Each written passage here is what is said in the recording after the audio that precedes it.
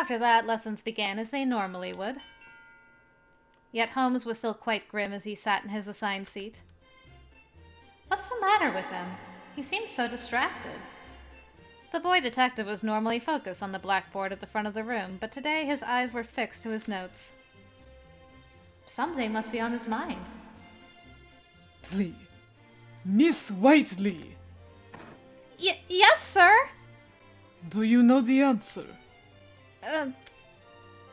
Dash it! I haven't listened to a word he said. I'm sorry, I wasn't paying attention. Are you troubled with something? I appreciate that you're quiet, but I would find myself more depressed if it's because your mind is elsewhere. For Mr. Mackenzie to find himself depressed was kind. He looked as though all the happiness in the world had left him. And to again be kind in my own words, he never seemed to have much happiness to begin with. Oh, poor Mr. Mackenzie.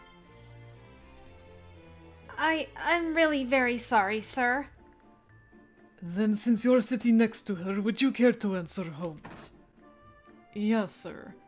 Queen Elizabeth I remained unwed for the entirety of her life. Her father was Henry VIII, and her mother Anne Boleyn. Anne Boleyn was initially a lady-in-waiting to Henry VIII's first wife, then she later was to become his second. Correct. Have a seat. Thank you, sir. Are you lost in thought in the middle of class, Miss Whiteley? But you weren't any different, were you? Yes, except I happen to be clever. I could ponder 1,000 things and still keep my ears pricked for a lecture. Is that not par for the course for a student? Par for the course, of course, of course. I feel like such a fool now. I was so rightly ashamed that I wanted to hide away from my peers and vanish. I was grateful that nothing else that would cause me shame happened for the rest of the day. Holmes approached me after school. Miss Whiteley, Watson and I are to visit a mansion that was robbed the other day. We received a request from the master yesterday. He wants us on the case. Do you think it's from one of those mimicking the gentleman thief? Most likely. From what we've heard, the victim, Ernest Phelps, had his late grandmother's prized earrings stolen. If you wish to prove your worth as a detective, then come with us. What's this? Holmes? Asking out a lady? Why, I didn't know you had it in you. No truer mysteries ever begged to be solved than this one. Watson. It was a joke, Holmes. I only say it, Emily, because he's been very, very curious about you. She's no detective from where I'm standing. Speaking plainly, the method used to catch the Queen's cat relied more on luck than it did true detective work. But we did catch her, so we did what we were tasked as detectives. I fail to understand why you only care for the results. If you think yourself so qualified, why not prove it by solving the next case with your brain? Solving every case with intuitive rubbish will only help you so many times. His tone intended no bite, but the sting of Fang's beard still lingered. Fair enough. And I would be delighted to join you two in solving the case. We shall make for an unstoppable team, I'm sure. In fact, a proverb is brought to mind that applies to this very scenario. Your eyes see more than your forehead. Is that a real proverb? 4 eyes see more than 2. I suppose I've heard it said in that way as well. Miss Whiteley, you understood me when I said to solve this next one using your brain, didn't you? Oh, absolutely. And I will be using it expertly to ease the mind of our dear victim, you see. We can't wait another minute. Let's be off. That's a good thought. A detective's work is more than solving the case, but tending to those who've suffered from evil as well. You swallow pretty words far too easily, Watson. Oh, but right. Then you'll be investigating this copycat crime, won't you, Emily? Well, yes. Is there a problem with that, Watson? You seem very out of sorts all of a sudden. Watson expressed a nervousness, a sudden flush of anxiety that reflected doubt. In me? Or in inviting me? It was too brief and too vague to know for certain. Never mind. It was silly. And, Holmes, what about that message from Lupin Jr.? Would it not be more prudent to go to the Queen's house and prevent him from stealing the necklace? I'd rather you not concern yourself with someone merely copying his actions.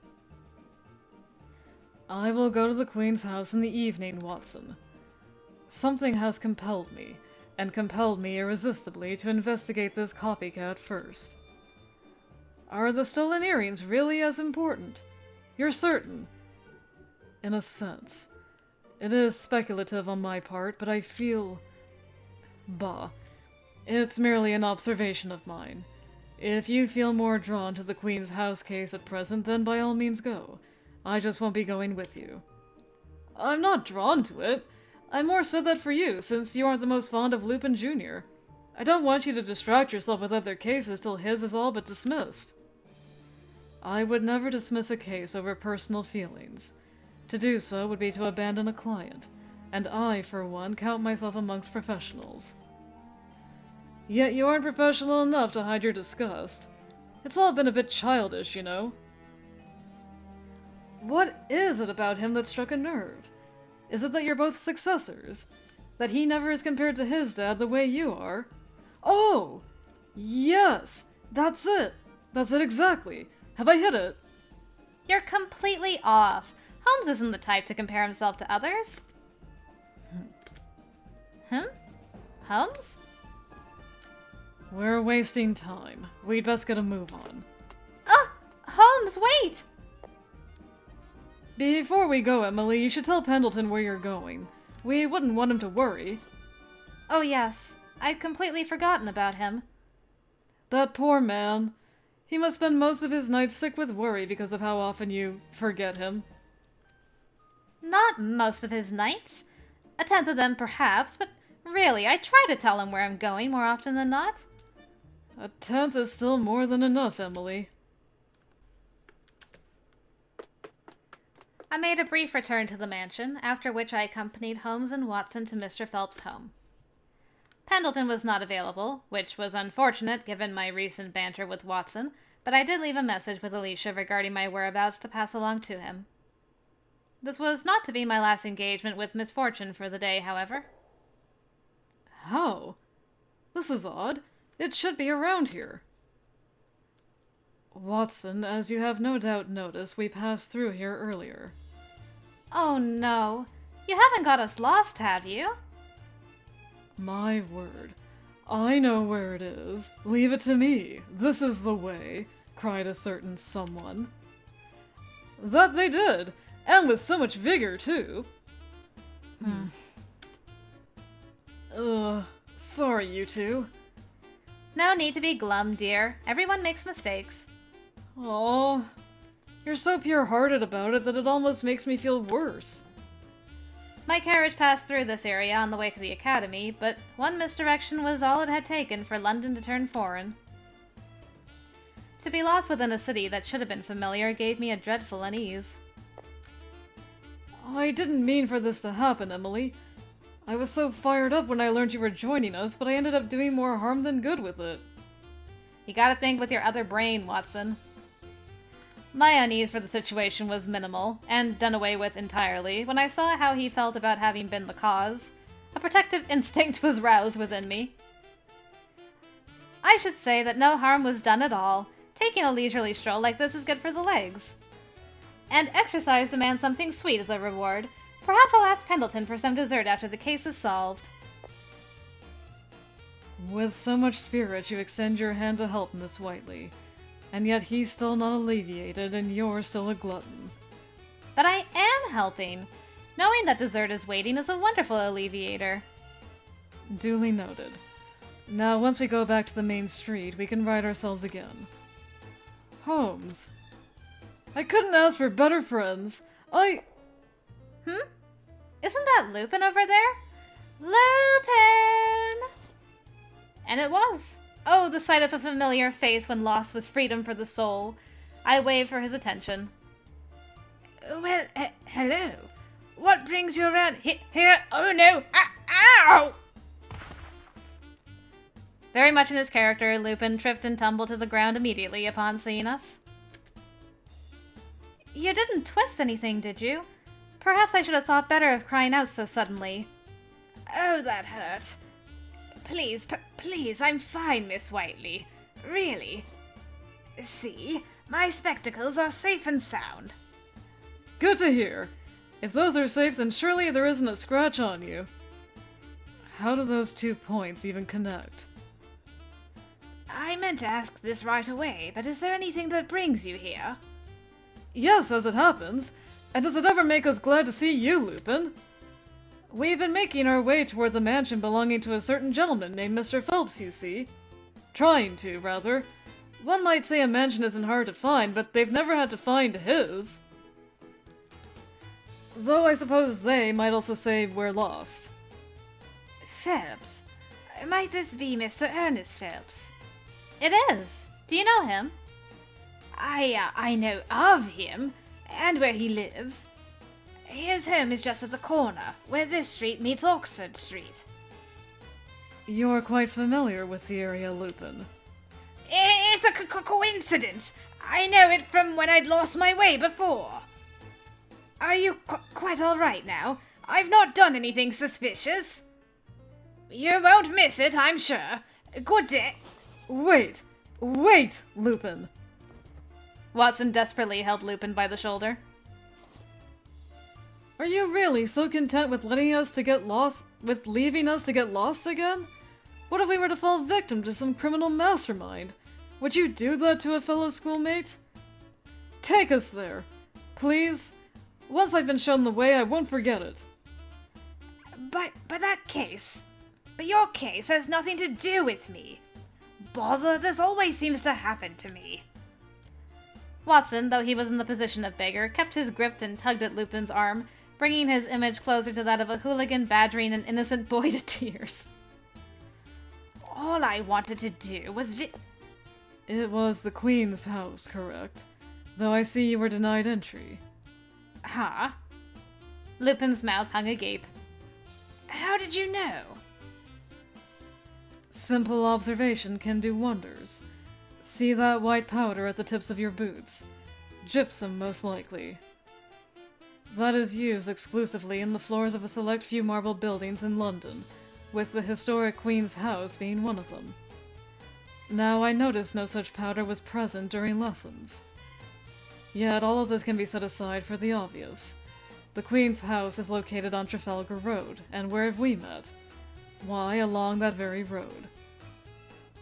But that doesn't explain how you know he could not enter the Queen's house. Doesn't explain, or did you simply not consider the obvious? No ordinary citizen could enter now due to the police guarding it against our gentleman thief. You had all that just by looking at the tips of his boots.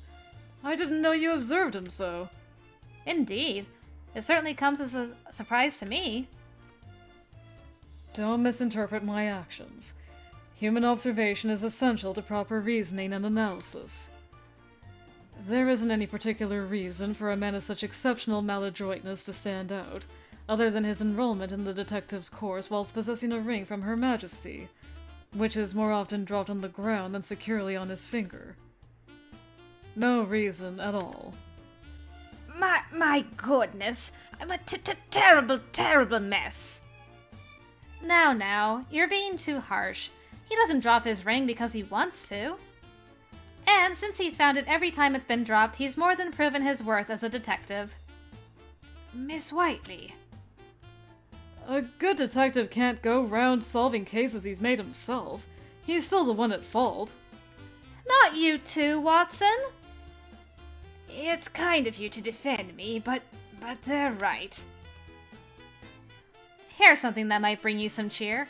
You couldn't enter the Queen's house alone, but were you to become the fourth in our investigations, then they would surely permit you entry. Why? I've already decided to go home. You forget, my friend, that we're in need of a guide. So come, show us the way. Wait! Watson! My apologies for this, Lupin, but do come with us for a while. Why me? Watson, ever merry at his victory, had wrapped his arm around Lupin's shoulders and forced them forwards to a distractingly bold walk. Holmes and I kept to something more appropriate as we followed. It was in this manner, this circumstance, this half-nervous, half-pleased air that we four came to be the ones to investigate the case of the stolen earrings.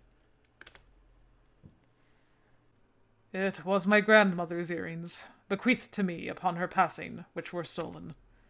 She was of noble birth, but she lived a humble life and had few accessories to her name. It pains me to know that the only thing she left me was stolen. It brings me great shame. You mustn't speak so poorly of yourself, Ernest. Ernest Phelps, the master of the house, was a handsome man who impressed a quiet respectability to his guests. Yet it was now that he had been equipped with a solemn air, and his sharp features now appeared gaunt from a sudden and cruel depression. Even the encouragement of Frank Sutton, a fellow he met through their mutual love of hunting, did not change him. I should like to inquire more about these stolen earrings. Permit me to answer for him. Mr. Sutton worried to such a grave extent for his friend's condition that he urged him to sit. I've seen his earrings once just before he intended to put them back in the safe. They're a timeless design made of silver. Each one is befitted with a blue gem at its center. I must apologize, as I am not studied on gems and cannot say what type it is for certain. Ernest only told me at the time that they belonged to his grandmother and served as a memento.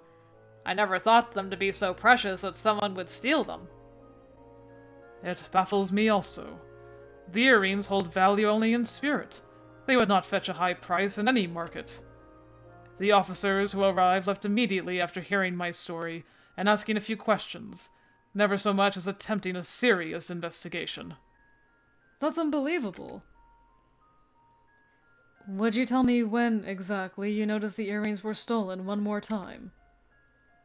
Of course. It was yesterday in the early afternoon. I was scheduled to have a meeting in the drawing room below at 1 o'clock, so I was downstairs. During the meeting, I had need of a promissory note regarding some land and went to retrieve it from the safe. That was when I discovered they were stolen. I had my maid ring Scotland Yard post-haste. Who was present during this discovery? 2 others were here for the meeting. My business partners, Orlando Baum and Harris Hodnett. Both had come to make a copy of the note. There was my maid as well, Anna Hunt. Including me, that makes 4 people. And you arrived after the robbery, Mr. Sutton. Yes, I forgot to give him a hunting book when I visited the day before, so I was set to visit again some time in the afternoon. It was then that I happened upon Anna at the front entrance. As she was looking very frantic, I called for Scotland Yard in her place. I was so grateful he arrived when he did. He kept us sound before the Yard's arrival, as well as inspected for any other stolen articles. Whoa! Sounds like you have a real good mate, Mr. Phelps. Not at all. I only did what was right.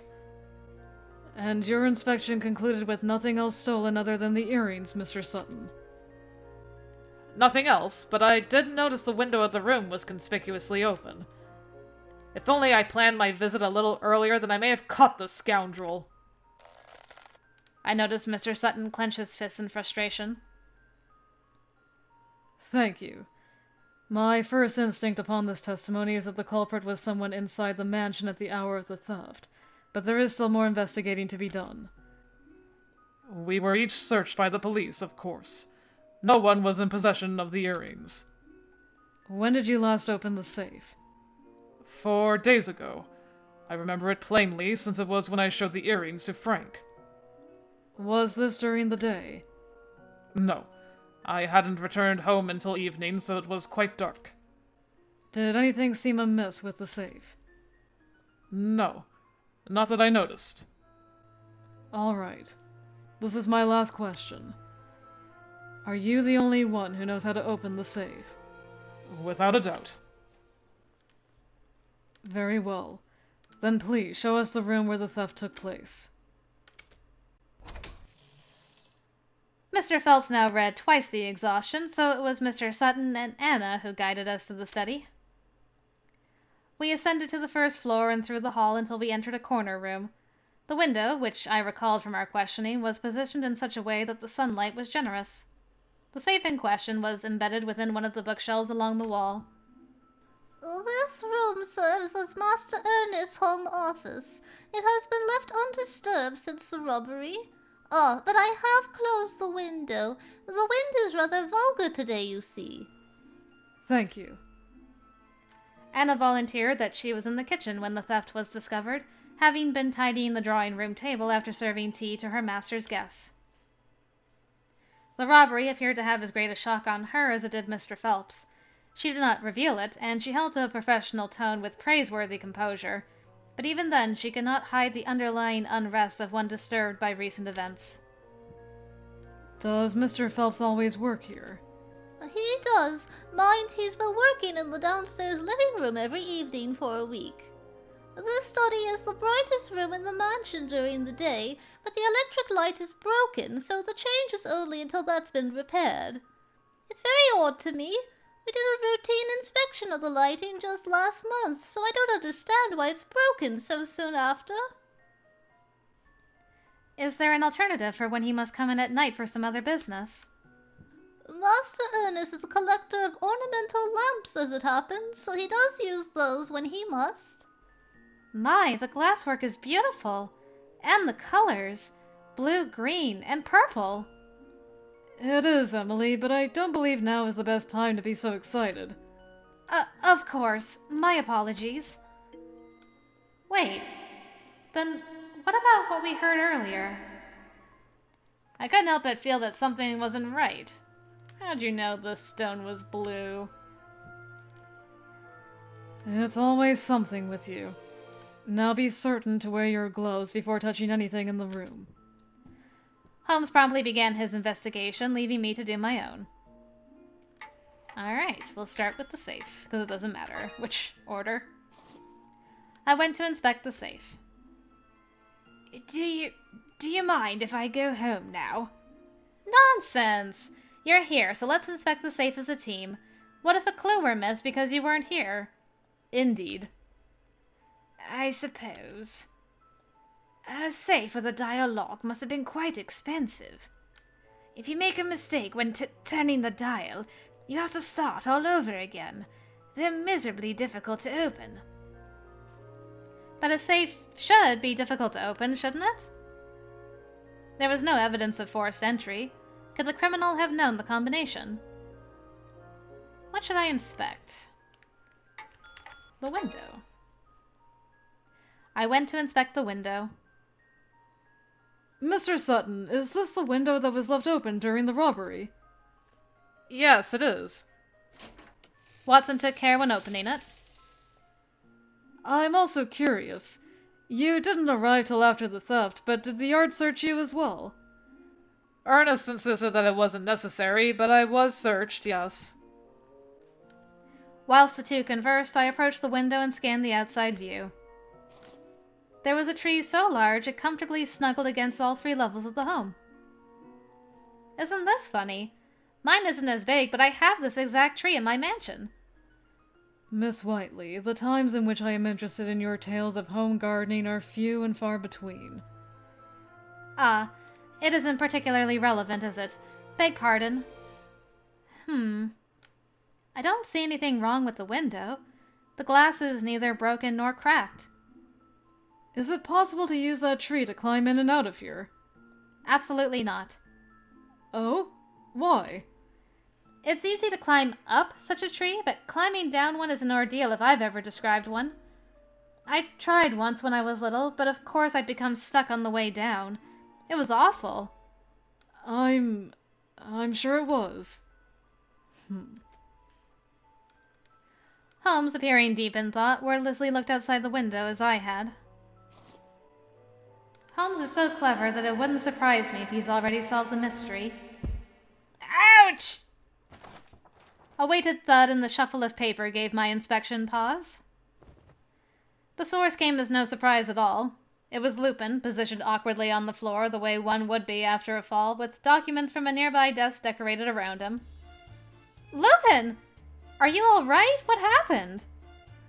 Any injuries? That was quite the fall. I kneeled to his side. Mr. Sutton, who had briefly retired to the hall, came to assist him. Anna peered in from the doorway with alarm. I dropped my ring beneath the desk, so I went to pick it up, and when I tried to stand again, I bumped my head. You poor thing! And look at you! Your spectacles are nearly ready to fall right off. No cracks in them, I hope. Miss Whiteley, I hope that isn't your first concern. Thank you. Very much. It hurts. My God, Lupin. Again? Again? We'd best put some ice on that bump. Anna, would you be kind enough to help? It would be my pleasure. It should be a bit faster if I take him straight to the kitchen. Sorry. The three took their time when descending the stairs. I worry if he's all well in the head. Emily, I know that your heart is in the right place, but phrasing it as such in front of anyone else would cause a misunderstanding. Would it? Oh, yes! Yes, it certainly would. That was awfully rude of me. Of all the blasted things, he's thrown the whole crime scene into disarray. Did he, though? Did he?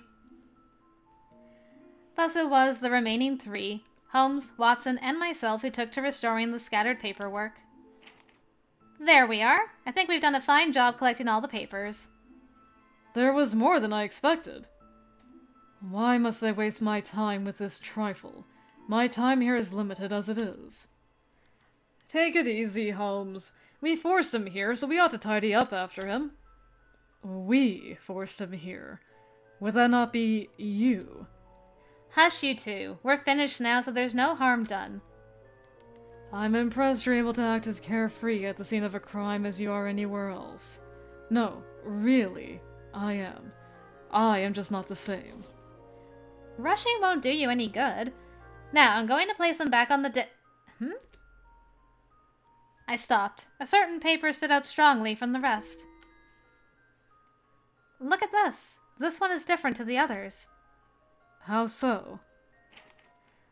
So as not to ruin potential evidence, did I separate this smaller, wrinkled piece with extreme delicacy. I don't see anything written here, but look at these strange indentations. Watson, you know what I want. Aha! I certainly do. Watson reached into his bag for a black stick. Is that charcoal? Yes. If you gently rub it over paper that has marks from something being written on top of it, then you can see whatever was written. And he did precisely that once the charcoal was in his hands. I've done it once before, but I botched it by pressing too hard against the paper. It was so black I couldn't read anything.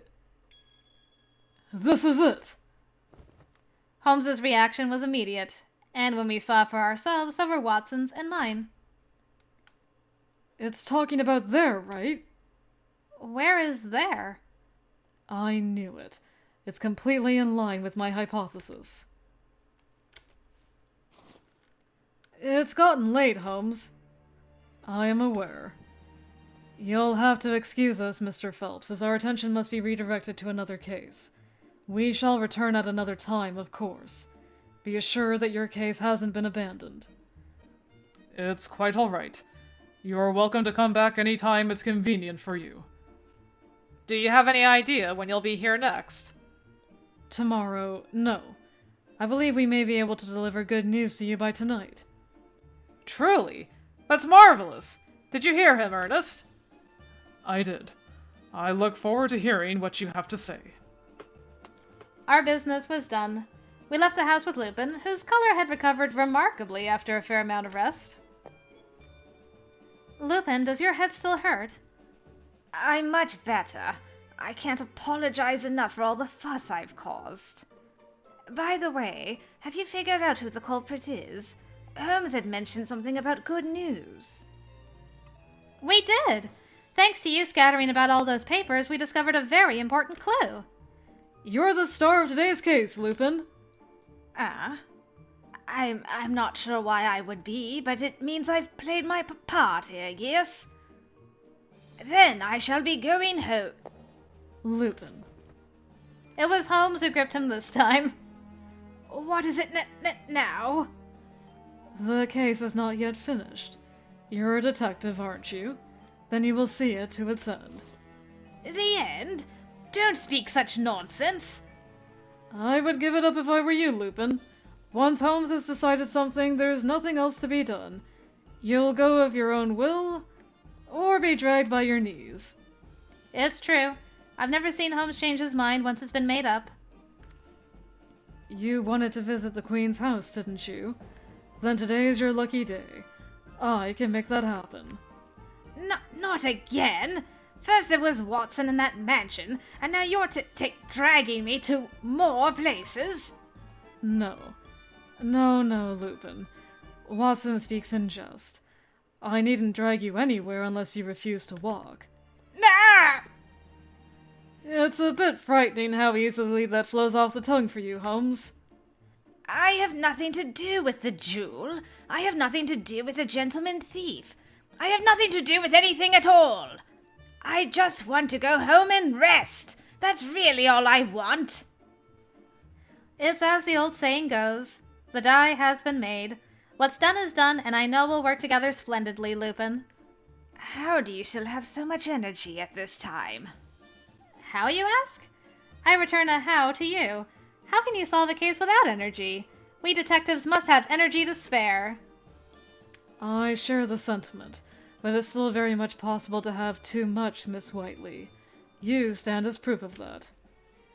Also, it's the die is cast. Grumblings and expressions of dread aside, Lupin agreed to join us.